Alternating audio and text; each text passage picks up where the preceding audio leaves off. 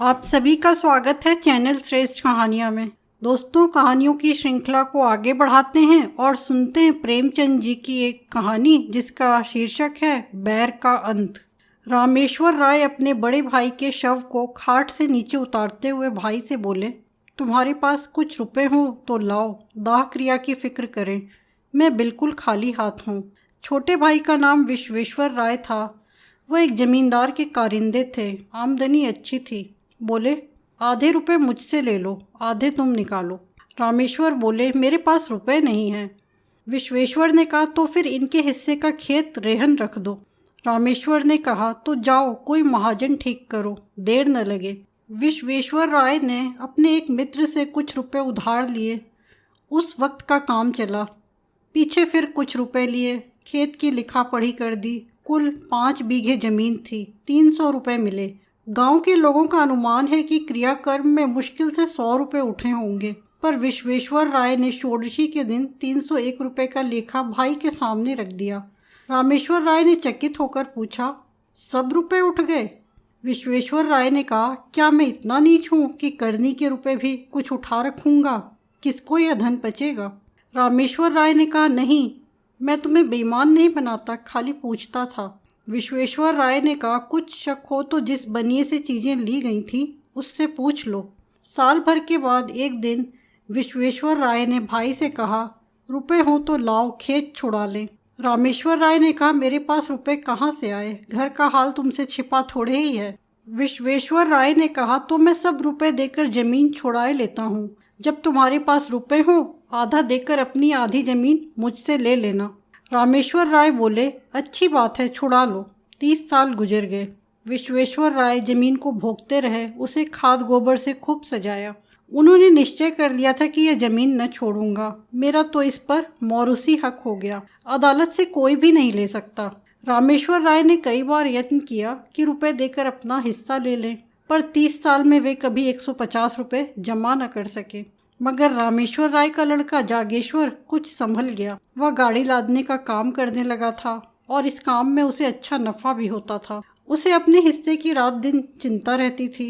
अंत में उसने रात दिन श्रम करके यथेष्ट धन बटोर लिया और एक दिन चाचा से बोला, काका, अपने रुपए ले लीजिए, मैं अपना नाम चढ़वा लूं। विश्वेश्वर राय ने कहा, अपने बाप के तुम ही चतुर बेटे नहीं हो? इतने दिनों तक कान न हिलाए। जब मैंने जमीन सोना बना लिया तब हिस्सा बांटने चले हो। तुमसे मांगने तो नहीं गया था। जागेश्वर राय बोले, तो अब जमीन न मिलेगी? रामेश्वर राय ने कहा, भाई का हक मारकर कोई सुखी नहीं रहता। विश्वेश्वर राय बोले, जमीन हमारी है, भाई की नहीं। जागेश्वर राय ने कहा, तो आप सीधे न दीजिएगा। विश्वेश्वर राय ने कहा, न सीधे दूंगा न टेढ़े से दूंगा, अदालत करो। जागेश्वर राय बोले, अदालत करने की मुझे सामर्थ्य नहीं है, पर इतना कह देता हूँ कि जमीन चाहे मुझे न मिले पर आपके पास न रहेगी। विश्वेश्वर राय ने कहा, यह धमकी जाकर किसी और को दो। जागेश्वर ने कहा, फिर यह न कहिएगा कि भाई होकर बैरी हो गया। विश्वेश्वर राय ने कहा, 1000 गांठ में रखकर तब जो कुछ जी में आए करना।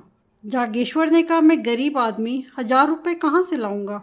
पर कभी कभी भगवान दीनों पर दयालु हो जाते हैं। विश्वेश्वर ने कहा, मैं इस डर से बिल नहीं खोद रहा हूँ। रामेश्वर राय तो चुप ही रहा, पर जागेश्वर इतना क्षमाशील न था। वकील से बातचीत की। वह अब आधी नहीं पूरी जमीन पर दांत लगाए हुए था।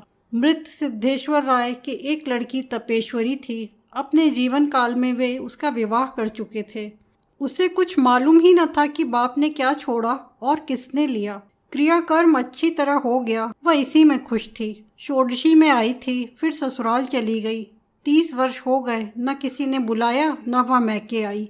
ससुराल की दशा भी अच्छी न थी। पति का देहांत हो चुका था। लड़के भी अल्प वेतन पर नौकर थे। जागेश्वर ने अपनी फूफी को उभारना शुरू किया। वह उसी को मुद्दई बनाना चाहता था। तपेश्वरी ने कहा, बेटा, मुझे भगवान ने जो दिया है उसी में मगन हूँ। मुझे जगह जमीन न चाहिए। मेरे पास अदालत करने को धन नहीं है। जागेश्वर बोले, रुपए मैं लाऊंगा, तुम खाली दावा कर दो। तपेश्वरी ने कहा, भैया, तुम्हें खड़ा कर किसी काम का न रखेंगे।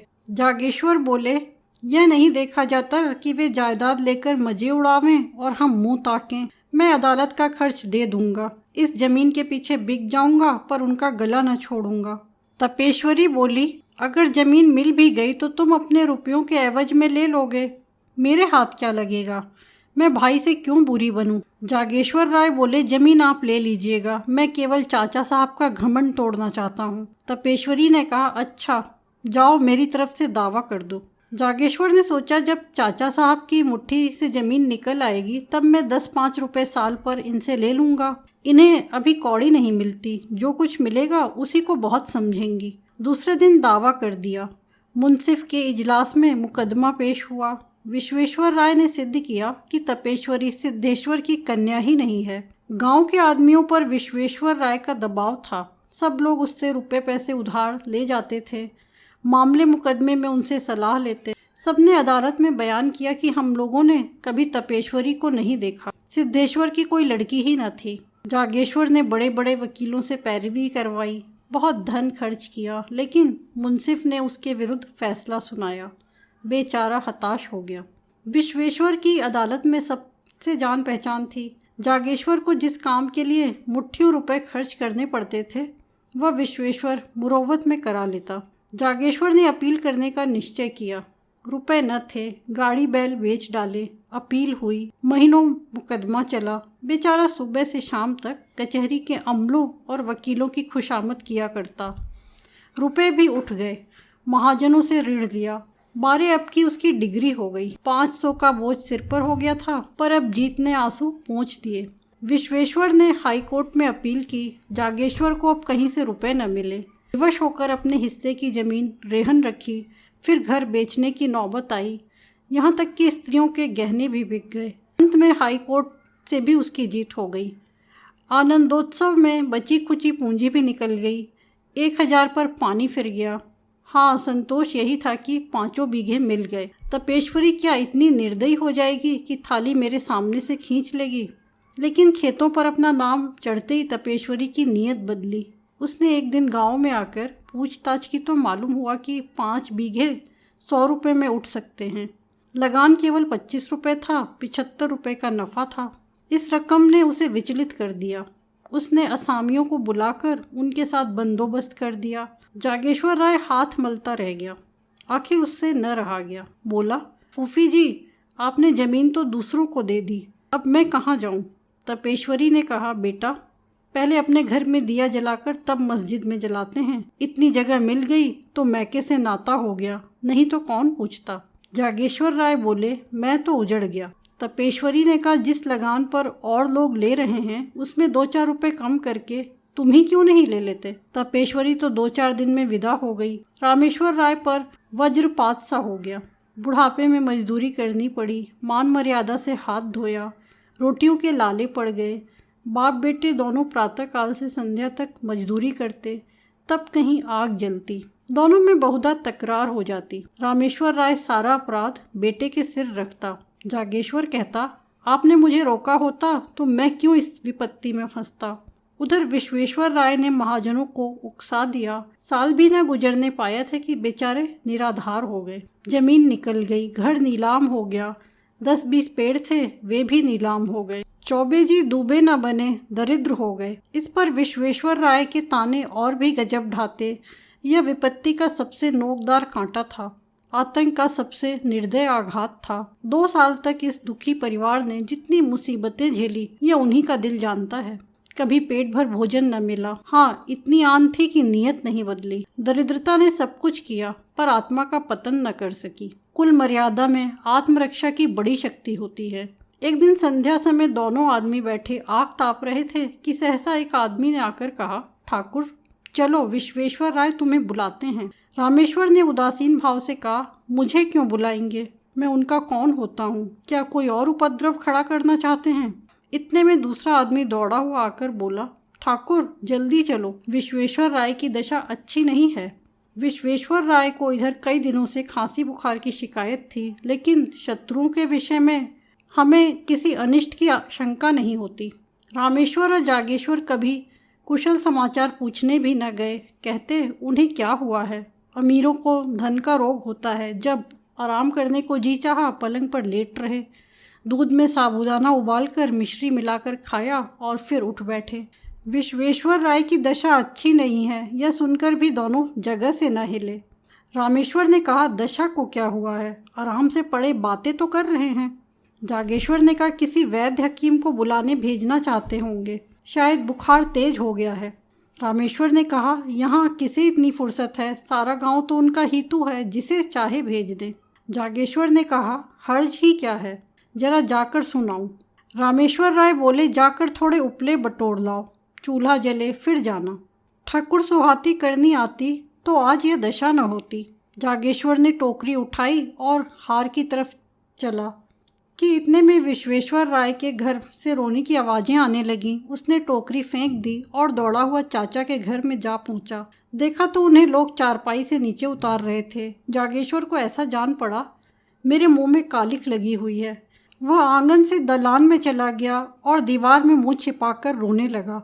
युवावस्था आवेशमय होती है, क्रोध से आग हो जाती है तो करुणा से पानी भी हो जाती है। विश्वेश्वर राय की 3 बेटियां थीं, उनके विवाह हो चुके थे। 3 पुत्र थे, वे अभी छोटे थे। सबसे बड़े की उम्र 10 वर्ष से अधिक न थी। माताजी जीवित थीं। खाने वाले तो 4 थे, कमाने वाला कोई न था। देहात में जिसके घर में दोनों जून चूल्हा जले वही धनी समझा जाता है। उसके धन के अनुमान में भी अत्युक्ति से काम लिया जाता है। लोगों का विचार था कि विश्वेश्वर राय ने हजारों रुपए जमा कर लिए हैं, पर वहाँ वास्तव में कुछ न था। आमदनी पर सबकी निगाह रहती है, खर्च को कोई नहीं देखता। उन्होंने लड़कियों के विवाह खूब दिल खोलकर किए थे। भोजन वस्त्र में, मेहमानों में और नातेदारों के आदर सत्कार में उनकी सारी आमदनी गायब हो जाती थी। अगर गांव में अपना रौब जमाने के लिए 200-400 रुपये का लेन देन कर लिया था तो कई महाजनों का कर्ज भी था। यहाँ तक कि छोटी लड़की के विवाह में अपनी ज़मीन गिरवी रख दी थी। साल भर तक तो विधवा ने ज्यों त्यों करके बच्चों का भरण पोषण किया, गहने बेचकर काम चलाती रही। पर जब यह आधार भी न रहा तब कष्ट होने लगा। निश्चय किया कि तीनों लड़कों को तीनों कन्याओं के पास भेज दूं। रही अपनी जान, उसकी क्या चिंता। तीसरे दिन भी पाव भर आटा मिल जाएगा तो दिन कट जाएंगे। लड़कियों ने पहले तो भाइयों को प्रेम से रखा, किंतु 3 महीने से ज़्यादा कोई न रख सकी। उनके घर वाले चिढ़ते थे और अनाथों को मारते थे। लाचार हो माता ने लड़कों को बुला लिया। छोटे छोटे लड़के दिन दिन भर भूखे रह जाते। किसी को कुछ खाते देखते तो घर में जाकर माँ से मांगते, फिर माँ से मांगना छोड़ दिया। खाने वालों ही के सामने जाकर खड़े हो जाते और क्षुधित नेत्रों से देखते। कोई तो मुट्ठी भर चबैना निकाल कर दे देता, पर प्रायः लोग दुत्कार देते थे। जाड़ों के दिन थे, खेतों में मटर की फलियां लगी हुई थी। एक दिन तीनों लड़के खेत में घुसकर मटर उखाड़ने लगे। किसान ने देख लिया, दयावान आदमी था। खुद एक बोझा मटर उखाड़कर विश्वेश्वर राय के घर लाया और ठकुराइन से बोला, काकी, लड़कों को डांट दो, किसी के खेत में न जाया करे। जागेश्वर राय उसी समय अपने द्वार पर बैठा चिलम पी रहा था। किसान को मटर लाते देखा। तीनों बालक पिल्लों की भांति पीछे पीछे दौड़े चले आते थे। उसकी आंखें सजल हो गईं। घर में जाकर पिता से बोला, चाची के पास अब कुछ नहीं रहा, लड़के भूखों मर रहे हैं। रामेश्वर राय बोले, तुम त्रियाचरित्र नहीं जानते, यह सब दिखावा है। जन्म भर की कमाई कहाँ उड़ गई। जागेश्वर राय बोले, अपना काबू चलते हुए कई लड़कों को भूखों नहीं मार सकता।